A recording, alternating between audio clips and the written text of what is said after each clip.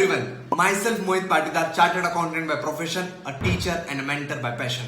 Thank you so much for so many likes, so many comments. Our channel is full of your love. Thank you so much for the support and we'll be regular updating अच्छे videos for you, ताकि आपको अच्छे से मैं motivate कर पाऊँ, आपको अच्छे से अपडेट कर पाऊँ और जो चीज़ें इंपॉर्टेंट डिसीजन होते हैं सीए जर्नी में, सीएस जर्नी में, उससे आपको हेल्प कर पाऊँ. So let's start this. आज का क्वेश्चन बहुत इंपॉर्टेंट है कि सर अगर हम चार्टर्ड अकाउंटेंसी कोर्स में जा रहे हैं, कंपनी सेक्रेटरी ऑप्ट कर रहे हैं, तो क्या मैथ्स इंपॉर्टेंट है क्लास 11-12 में? क्या हमको कॉमर्स के साथ मैथ्स लेना चाहिए? अगर हमने मैथ्स नहीं लिया तो क्या हम सीए सीएस नहीं कर पाएंगे? What are the problem a student face if he is not opting for maths in class 11th and 12th? क्या बेनिफिट होता है उन बच्चों को जो मैथ्स लेते हैं और फिर सीए या फिर सीएस की दौड़ में उतरते हैं? So let's start this. मैं अपनी जर्नी शेयर करता हूं, मेरा मैथ्स था या नहीं. देखिए, मैंने क्लास 10th में अच्छे मार्क्स के साथ में पास हुआ, लेकिन जब मैं पास हुआ मेरा मैथ्स भी अच्छा नहीं था, मेरा साइंस भी अच्छा नहीं था. मैंने बार बार यही बात कही है बहुत सारे वीडियोस में, मेरा मैथ्स भी अच्छा नहीं था, मेरा साइंस भी अच्छा नहीं था. अब क्लास 11th में बात थी सब्जेक्ट लेने की. मैं मैथ्स में इतना भी कमजोर नहीं था, इच्छा थी कि यार मैं मैथ्स करूंगा.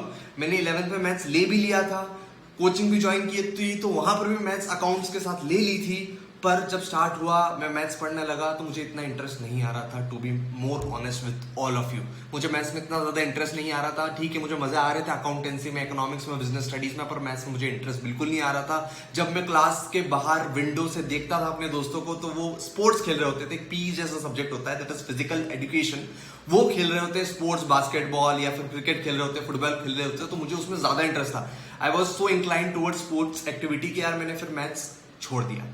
मैंने अपनी टीचर को बोला कि मुझे मैथ समझ में नहीं आ रहा है, मैं क्लास 11th से ही छोड़ रहा हूँ. पर वो डिसीजन इतना इंपॉर्टेंट था कि मैं बता ही नहीं सकता. मैं कितने ज्यादा चार्टर्ड अकाउंटेंट्स उस वक्त जो कि आसपास थे, मैंने 3-4 उनसे मिला, जो सीनियर सीए कर रहे थे मैं उनसे मिला, और बहुत सारे सीए ने मुझे रिकमेंड किया था कि मैथ्स ले लेना चाहिए. मैथ्स किसी ने तो कहा था मैथ्स के बिना सीए करना बहुत डिफिकल्ट है, हो ही नहीं पाएगा.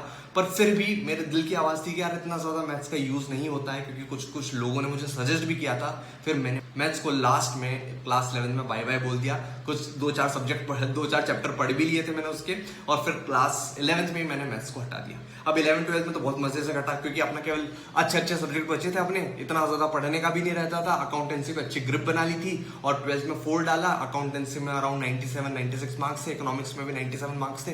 तो अकाउंटेंसी, इकोनॉमिक, बिजनेस स्टडीज को मैंने अपना बेस बनाया, पर मैथ्स मेरा नहीं था. सीए फाउंडेशन की क्लास लगाने गया, वहां पर मैथ्स था. अब मेरी फट रही थी भाई कि यार अपन ने तो मैथ्स लिया नहीं है क्लास 11-12 में. यहाँ पर तो बहुत सारे लॉग के क्वेश्चंस थे, एल्गोरिथम्स थे, और ट्रिग्नोमेट्री तो नहीं होता है वैसे, और भी कुछ जो अजीब से चैप्टर्स होते हैं मैथ्स के, वो भी थे.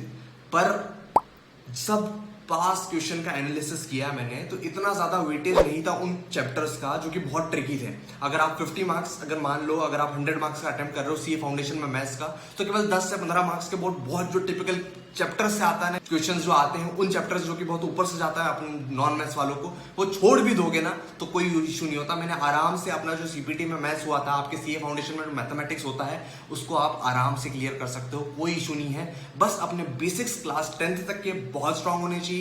बाकी के चैप्टर्स जो कि नॉर्मल होते हैं, अपने परम्यूटेशन, कॉम्बिनेशंस और दूसरे जो चैप्टर्स होते हैं, आराम से उसको क्लियर कर सकते हो. उसमें कॉन्सेप्चुअल, कैलकुलेटर पे अच्छा ग्रिप होना चाहिए, और प्रैक्टिस पास क्वेश्चन पेपर की इसके पहले की वीडियो में आई बटन में डाल रहा हूं, उसको जरूर देखना, क्योंकि वो सबसे इंपॉर्टेंट वीडियो है मेरे अनुमान में, क्योंकि मैंने उसमें सारी स्ट्रेटेजी, सारे टिप्स क्लियर कर चुका हूं. अगर मैं बात करता हूं मैथ्स की, तो मैथ्स इतना ज्यादा इंपॉर्टेंट नहीं होता. मैंने सीपीटी आराम से क्लियर किया जब इंटर में गया. अब यार मैंने सीपीटी, सीए फाउंडेशन तो आराम से क्लियर कर लिया था कि यार मैथ्स इतना नहीं होता है, फाउंडेशन में मैं रियलाइज कर चुका था. बट इंटर में बहुत सारे सब्जेक्ट आ गए थे. टोटल 8 सब्जेक्ट में से कुछ फाइनेंशियल मैनेजमेंट, कॉस्टिंग वाले सब्जेक्ट्स आ गए थे, अकाउंटेंसी आ गया था, एडवांस अकाउंट, नॉर्मल अकाउंट्स. तो उसमें डर लग रहा था कि यार इसमें मैथ्स का लेवल नहीं बढ़ जाए. पर इतना लेवल नहीं बढ़ता है. कभी कभी डेरिवेटिव्स आ जाते हैं फाइनेंशियल मैनेजमेंट में, पर due to our CA course उसमें इतना इंपॉर्टेंस नहीं रखते वो डेरिवेटिव्स. आपको कॉन्सेप्ट अच्छा पता होना चाहिए कि कॉन्सेप्ट क्या है, और आप आराम से फाइनेंशियल मैनेजमेंट, कॉस्टिंग जो होता है इंटर लेवल पे, उसको भी आराम से निकाल लोगे. फिर फाइनल आता है, फाइनल में भी एसएफएम होता है, कॉस्टिंग होता है, जो कि प्रैक्टिकल सब्जेक्ट्स होते हैं, अकाउंट्स होता है, that is strategic financial management, अपना एचसीएम होता है, कॉस्ट मैनेजमेंट. तो इसमें भी मैथ्स इतना ज्यादा रोल नहीं प्ले करता, आपकी कॉन्सेप्चुअल क्लैरिटी प्ले करती. नॉन मैथ्स बैकग्राउंड होने की वजह से मैंने आराम से, मेरा नॉन मैथ्स बैकग्राउंड था, फिर भी मैंने तीनों लेवल सीए के फर्स्ट अटेम्प्ट में क्लियर किया, और फाइनल तो मैंने 4 डाला था, exemption in 6 subject out of 8 subject, और आराम से नॉन मैथ्स बैकग्राउंड होने की वजह से के बावजूद भी मैंने आराम से अपना सीए क्लियर किया। तो उसकी ज्यादा फिक्र करना छोड़ दो कि यार मेरा मैथ्स नहीं है, मेरा मैथ्स नहीं है, 11 में मैथ्स लूं या नहीं लूं, नहीं लूं या लूं। इसका दिमाग से लोड हटाओ, कॉन्सेप्ट पे वर्क करो, अकाउंटेंसी को अपना ग्रिप बनाओ, अपनी अकाउंटेंसी पर स्ट्रॉन्ग ग्रिप बनाओ, और फिर देखो क्या मैजिक करते हो आप सीए फाउंडेशन में, सीए इंटरमीडिएट में, या फिर सीए फाइनल में। वैसे ही सीएस वाले बच्चों को तो इतना लोड लेने के वाली बात ही नहीं कि यार मेरा मैथ्स नहीं था। वैसे ही आप आराम से सीए के सारे लेवल विदाउट मैथ्स आराम से क्लियर कर सकते हो। Just believe in yourself. बस कॉन्सेप्चुअल क्लैरिटी अपनी अकाउंट्स में बहुत बेहतरीन रखना, इसकी मैं बिल्कुल रिकमेंड करूंगा, ये मैंडेटरी है, इसके बिना आप सीए को नहीं क्रैक कर पाओगे। So all the best and hit a like button if I have tried solving your comment to maximum level, and subscribe if you haven't subscribed. All the best.